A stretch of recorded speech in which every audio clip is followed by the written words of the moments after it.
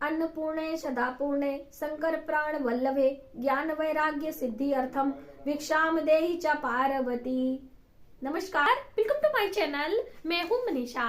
दोस्तों, आज की वीडियो बहुत ही हेल्पफुल होने वाली है और आप सभी के रिक्वेस्ट पर है। आज हम बात करने वाले हैं माता अन्नपूर्णा की पूजा हमें कब कब करनी चाहिए और सबसे अहम बात कैसे करनी चाहिए।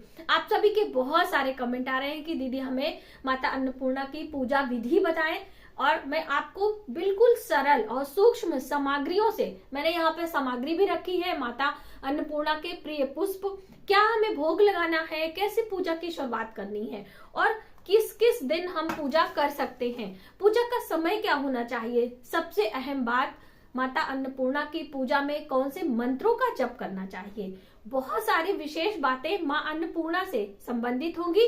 तो चलिए देर न करते हुए वीडियो की शुरुआत करते हैं। और दोस्तों, अभी तक आपने हमारे चैनल को सब्सक्राइब नहीं किया है तो प्लीज कर लें, बेल आइकन को जरूर प्रेस करें और वीडियो हेल्पफुल लगती है तो फैमिली फ्रेंडों में शेयर जरूर करें, क्योंकि माँ अन्नपूर्णा शक्ति स्वरूपा है।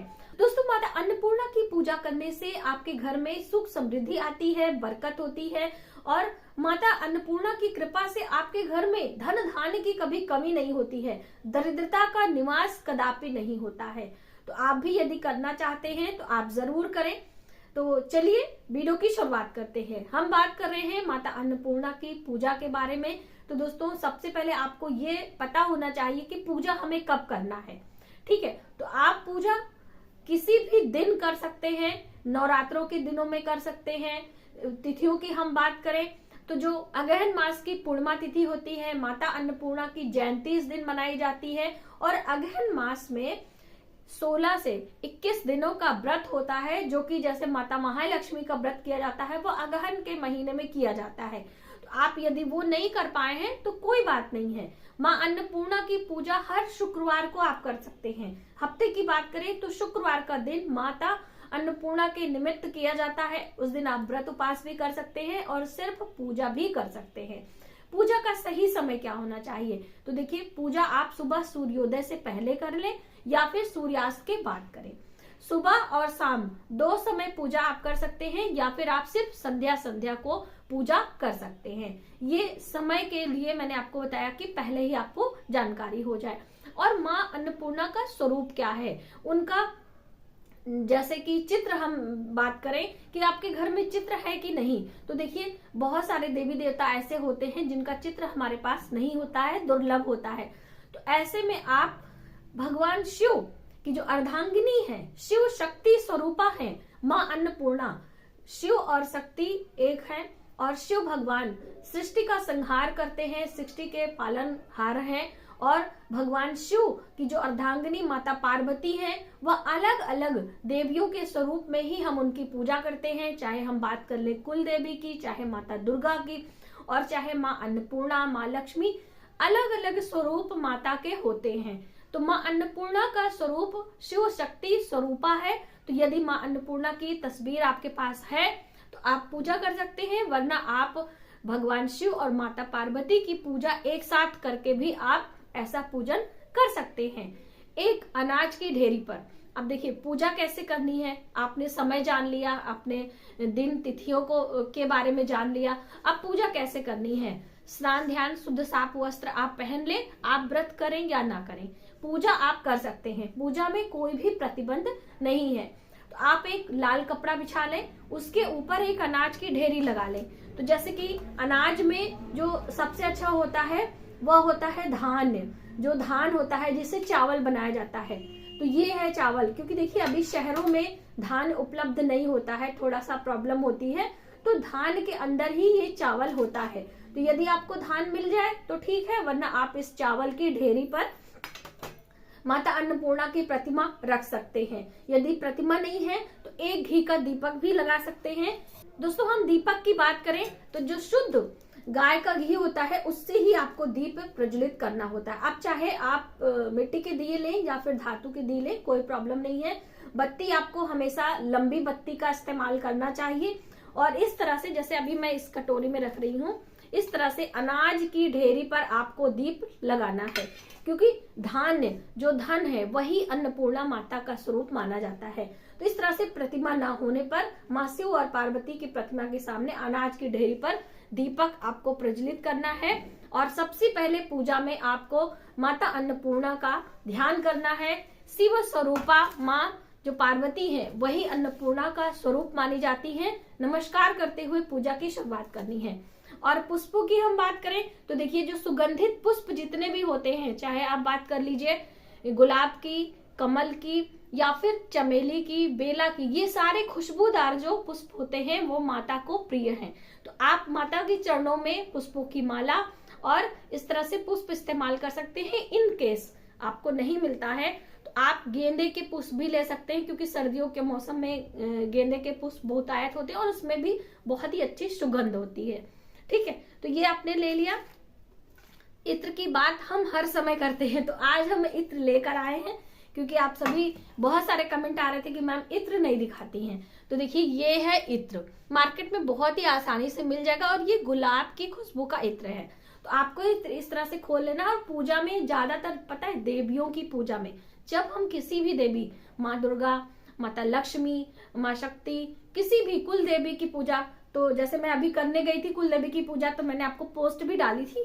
तो इस तरह से ये कॉटन में आपको लेना है और ये खुशबूदार जो रुई है वो माँ के चरणों में आपको रख देना है। तो ये है इत्र, आप सभी ने जाना। और इसका इस्तेमाल इस तरह से रुई में या फिर माँ के वस्त्र में आप लगा सकते हैं।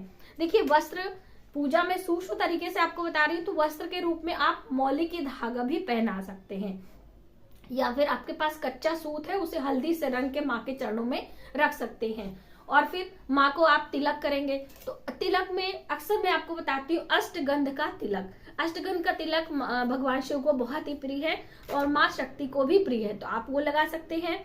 आप सिंदूर लगा सकते हैं, हल्दी लगा सकते हैं, कोई भी इस तरह से कोई परेशानी नहीं है। आप धूप जला सकते हैं खुशबूदार।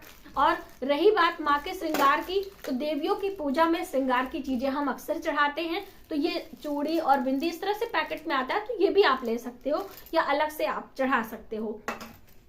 और एक जल से भरा पात्र तो आपको रखना ही रखना है। इस तरह से एक पात्र ले ले, उसमें मौली की धागा बांध दे और इसको ऊपर अनाज भर के आप रख सकते हैं। ठीक है, आप चाहे तो श्रीफल ले लें। देखिए, मैं बिल्कुल सूक्ष्म तरीके से बता रही हूँ, इसलिए मैं बहुत ज्यादा आपको परेशान नहीं करना चाहती हैं। आप मंत्रों का जप बहुत ही शिद्दत से और बहुत ही अच्छे तरीके से करेंगे तो भी आपको पुण्य फल प्राप्त होगा। तो ये सारी चीजें कर लीजिए। अब आती है भोग की बारी। भोग की कि माता को हमें क्या भोग लगाना है। तो देखिए, इस मौसम में नए अनाज आ जाते हैं। ठीक है, तो आप नए अनाज उसमें इस्तेमाल करें।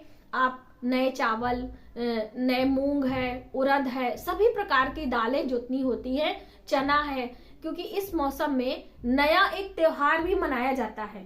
ठीक है, तो आप सभी भोजन बना सकते हैं या सिर्फ खीर बना सकते हैं। तो जो भी आपसे बन पड़े आप जरूर करें, लेकिन रसोई का पका हुआ भोजन ही आपको माता अन्नपूर्णा की भोग प्रसाद में इस्तेमाल करना है। तो ये आप कर लीजिए। उस भोग प्रसाद को पूजा के बाद हटाना है। बहुत सारे लोग पूछते हैं ना कि मैम हम पूजा के बाद कितनी देर तक भोग लगा कर रखें, कितनी देर तक हम दीपक जलाएं। तो देखिए, दीपक आप जितनी देर पूजा करें उतनी देर तो जरूर जलना चाहिए। और आपका पूजा समाप्त हो गया तो भी दीप में जितनी देर घी या तेल रहेगा वो स्वतः ही शांत हो जाएगा, आपको बुझाने की जरूरत नहीं है। और दोस्तों, जो भोग प्रसाद है उसे आपको पूजा के बाद हटा लेना है और पूरे परिवार मिलकर प्रसाद के रूप में उसे वितरित करें और स्वयं भी खाएं, यदि आप व्रत नहीं हैं तो। और व्रत की हम बात करें तो एक समय मीठा अनाज खाने की बात कही गई है, या फिर सूर्यास्त के बाद जब आप पूजा कर लेते हैं तो आप सभी भोजन ग्रहण कर सकते हैं यदि आप व्रत रखते हैं तो। वरना आप हमेशा इस तरह से पूजा करके भी माता को प्रसन्न कर सकते हैं।